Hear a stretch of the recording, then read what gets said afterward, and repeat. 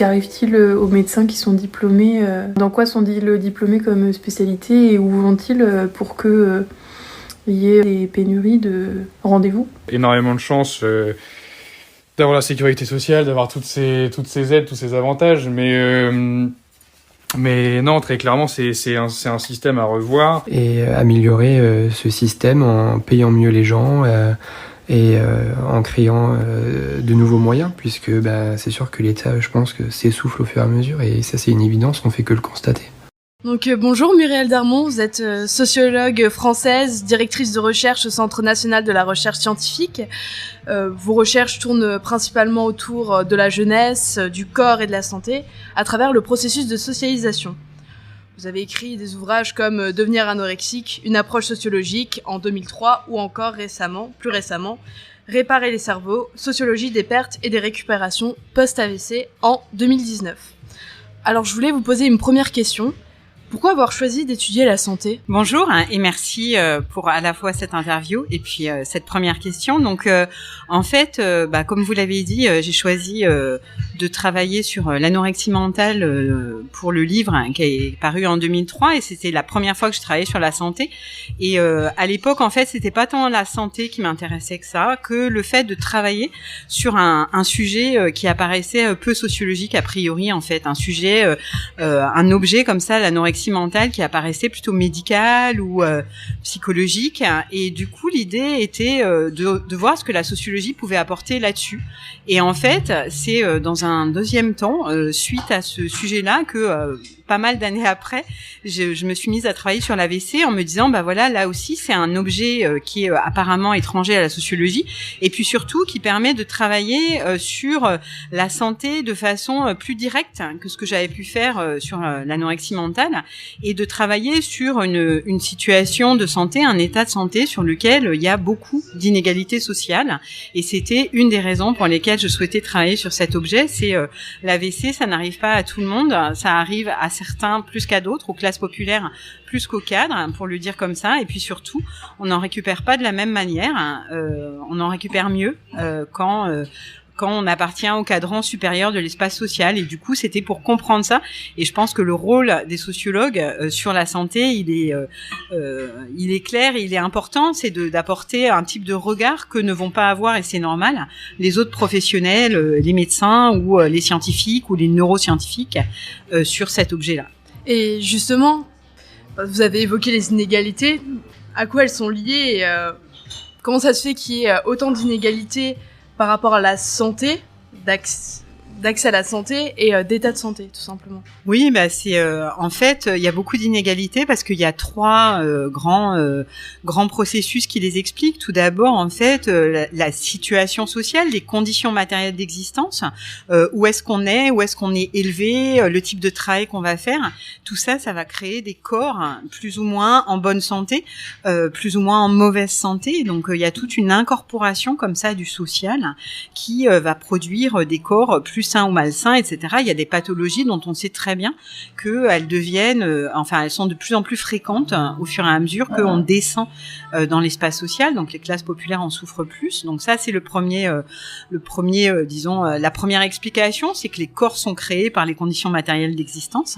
La deuxième, c'est que ensuite, pour repérer ces symptômes, pour aller chez le médecin, pour lui parler de manière ultra claire et dans les mots qui va tout de suite reconnaître de ce qu'on ressent, il faut un certain type de rapport, qui est un rapport de classe en fait à son propre corps, au monde, etc. Il faut par exemple s'écouter, connaître un certain nombre de façons de parler de ses symptômes, etc. Il faut avoir un bon rapport avec son médecin, il faut se sentir en confiance, en familiarité, et tout ça, ça va être plus fréquent dans le milieu et le haut de l'espace social. Donc là, le repérage... Parce qu'il y a une plus grande proximité entre les deux classes. Il va y avoir effectivement une plus grande proximité. Tout à fait, les médecins venant eux-mêmes...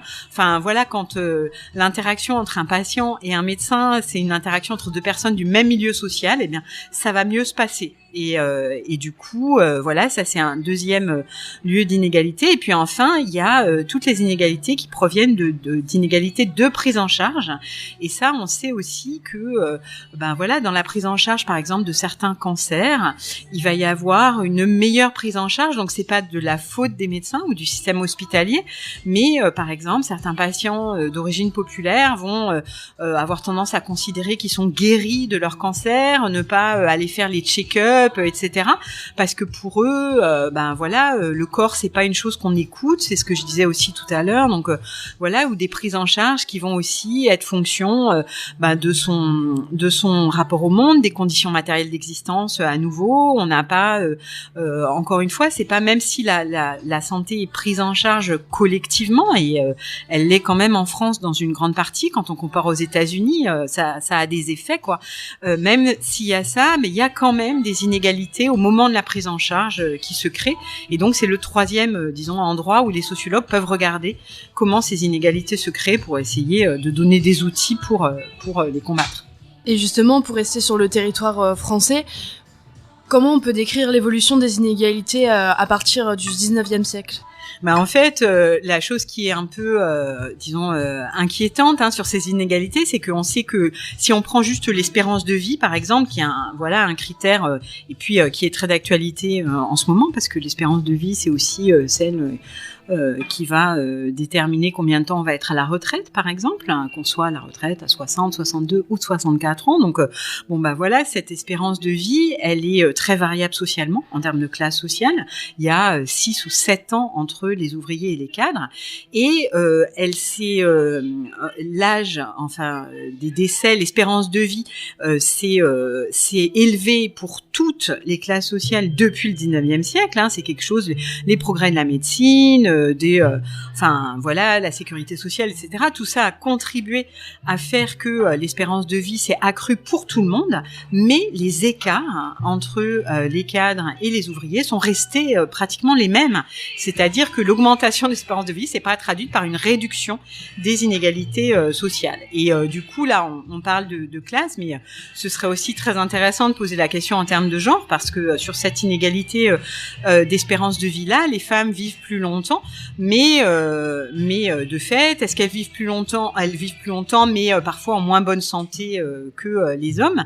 Mais aussi, en fait, ces inégalités de classe sont moins accusées dans le cas des femmes. Donc ça, on ne sait pas encore trop et comment ça s'explique justement. Voilà. On y travaille, on réfléchit, mais de fait, une femme ouvrière a une espérance de vie équivalente à celle d'un homme qui a de moyens. Donc ça, on comprend moins bien en fait d'où ça vient et il y a des manières de l'expliquer, mais c'est plus compliqué. Est-ce que vous pourriez nous les donner justement ? Des conditions de travail, le fait que c'est pas le même type de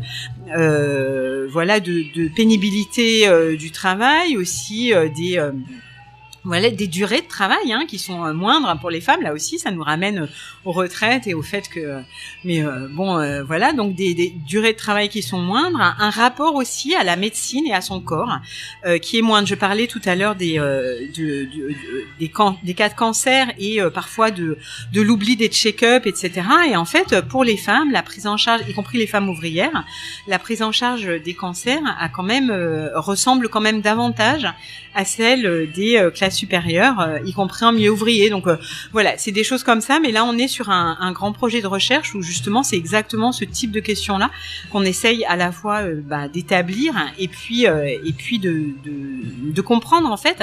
Déjà, faut savoir à quelles sont exactement les inégalités sociales. Là, je vous ai dit des choses, si ça se trouve, de nouvelles données vont me faire mentir dans peu de temps, mais voilà, donc établir exactement quelles sont les inégalités et puis ensuite essayer de les expliquer. Et c'est pas si facile en fait. Si vous avez en face de vous quelqu'un qui vous dit que c'est très facile, c'est pas forcément quelqu'un qui est en train de se poser sérieusement la question à partir des données, parce que on sait pas tant que ça.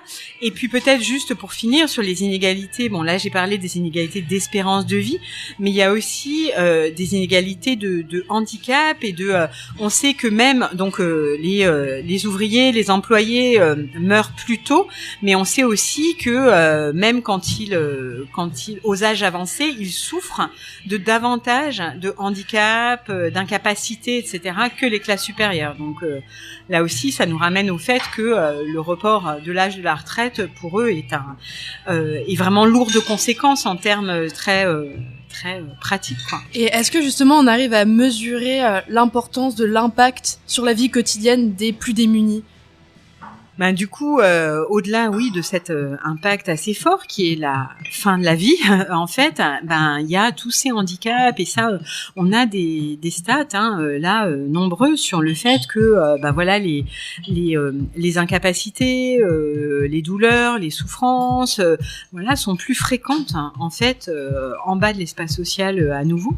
Et on sait aussi voilà que la dépendance, en fait, cette catégorie-là, le vieillard ou les personnes âgées dépendantes ou très dépendantes appartiennent davantage aux classes populaires, donc ouvrières et employées. Et du coup, là aussi, en fait, non seulement ils peuvent en venir à mourir plus tôt, mais même quand ils meurent moins tôt, ils souffrent de davantage de dépendance et de handicap à ces âges avancés.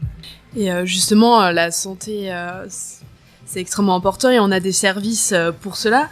Mais à partir du moment où ils sont détériorés, en mauvaise situation, c'est très compliqué de prendre en charge ces patients. Et justement, j'aimerais bien savoir actuellement quelle est la situation des hôpitaux en France.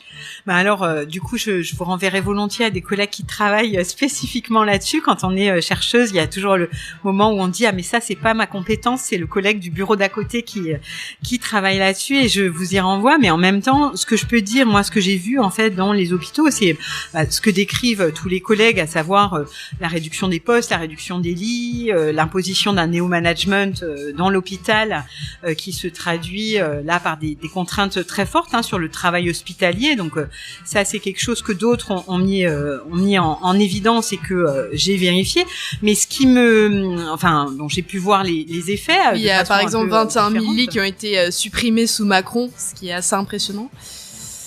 En fait, c'est des lits, on les voit, les lits qui manquent ou les heures de kinésithérapie, par exemple. Moi, sur le travail de terrain que j'ai fait, donc de rééducation post-AVC, les heures de kinésithérapie ou d'orthophonie, en fait, qui ont été enlevées, la réduction de ces coûts, ça veut dire que du coup, tous les patients ne peuvent pas bénéficier autant qu'avant de kinésithérapie ou d'orthophonie pour récupérer la marche ou la parole après un AVC. Et ce qu'on voit aussi pour relier ça à la question des inégalités sociales, c'est que du coup, il y a des patients qui vont quand même mieux s'en sortir, mieux savoir demander en fait ces heures, mieux en profiter, et que du coup, en fait, il est clair que les inégalités sociales vont d'autant plus jouer en fait quand la kinésithérapie ou l'orthophonie devient un bien rare en fait. Quand c'est un bien qui peut être donné à peu près à tout le monde, eh bien, classe populaire et classe supérieure vont en bénéficier. Mais en revanche, quand c'est un bien qui devient rare, eh bien, il y a des logiques sociales qui font que ceux qui vont le plus en bénéficier, ça va être les classes supérieures. Et quand bien même dans des situations comme l'AVC où en fait, elles sont beaucoup moins nombreuses à souffrir d'AVC. Donc ça, c'est une règle sociologique qui est que quand on laisse jouer les inégalités sociales, quand on est face à des biens rares, etc., eh bien, en fait, on va les redoubler, en fait. Alors que pour aller contre, il faut plus de personnel, plus d'heures, en fait, pour aller contre les inégalités sociales, pour ne pas les laisser jouer, justement. Et les classes sociales, disons, supérieures, généralement, c'est à titre de prévention aussi que, justement, ils vont plus souvent chez le médecin. Et là, c'est vrai qu'on parle beaucoup des patients, mais pour déplacer la focale sur les médecins, vous qui avez eu plusieurs expériences dans les hôpitaux, quel était un peu le sentiment que vous avez ressenti, les témoignages que vous avez recueillis dans les hôpitaux sur l'état de santé mentale de ces derniers? Là aussi, je pense que j'ai pas vraiment travaillé là-dessus, donc je peux pas vous dire grand-chose sur leur état. Moi, à chaque fois, j'ai vu des équipes extrêmement mobilisées, en fait, pour soigner les patients et tous les patients. Donc peut-être une des choses que je peux dire là que j'ai vraiment pu observer, c'est leur rapport à ces inégalités sociales, donc en détournant un peu votre question, pardon, Lou, mais du coup, voilà, j'ai pu voir que dans les équipes médicales, infirmières, etc., il y avait vraiment une volonté en fait de comprendre et de prendre en charge ces inégalités sociales en fait.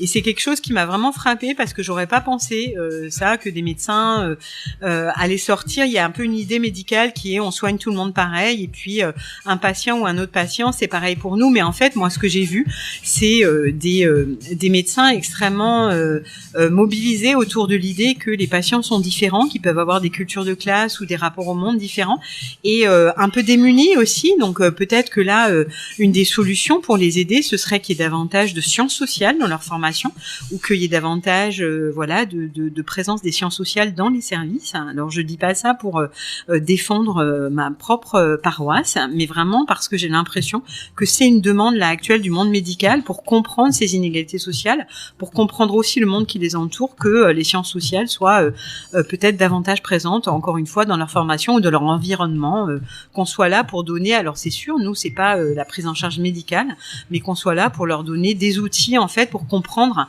davantage leurs patients et pour limiter un peu ces problèmes aussi de communication dont on a parlé tout à l'heure. Est-ce que vous avez justement un exemple qui illustre cela, cette idée ?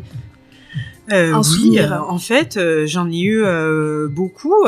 Et par exemple, je présente toujours au terrain de recherche en fait mes recherches. Et là, quand j'ai parlé des inégalités sociales et de ce que j'avais vu comme difficulté à toucher certains patients de classe populaire dans les services, j'ai eu je me souviens des visages en fait des médecins ou même des questions etc. disant on se rend compte en fait de choses qu'on côtoie quotidiennement, mais du coup là quand vous dites les choses comme ça, on se rend compte que nous et je pense par exemple à une orthophoniste qui m'a dit moi je pensais jamais à la position sociale, je pensais au diplôme parce que ça on nous apprend à le faire, mais ce que vous dites là sur la plus grande difficulté des classes populaires à rentrer en quelque sorte dans le traitement, ça m'a fait penser à ma famille, ça m'a fait penser à des membres des classes populaires que je connais par ailleurs, et je me suis rendu compte en fait que notre traitement souffrait en fait d'une forme de désadaptation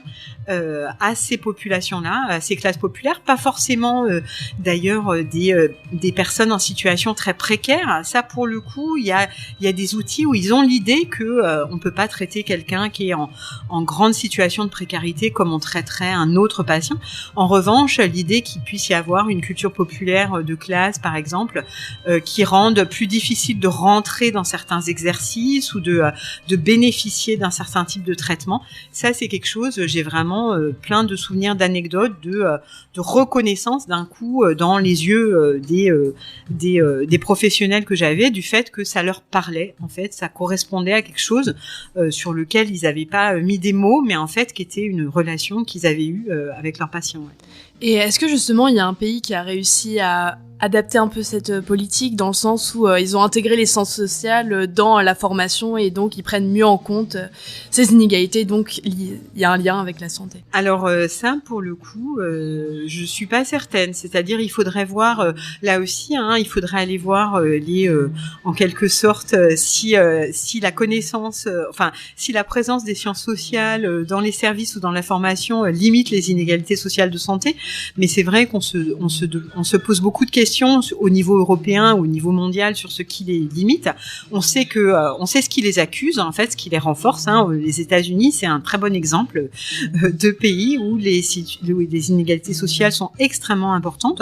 On sait que évidemment la médecine socialisée, la sécurité sociale, etc. C'est des choses qui vont tendre à les restreindre, mais à ma connaissance, on ne sait pas encore si... Parce qu'il faut rappeler que c'est très peu présent aux États-Unis et c'est donc pour ça qu'il y a autant d'inégalités. Autant d'inégalités et d'espérance de vie qui ont en plus réexplosé ces dernières années, avec des inégalités sociales qui se creusent et des espérances de vie qui baissent. Donc ça, ce qui...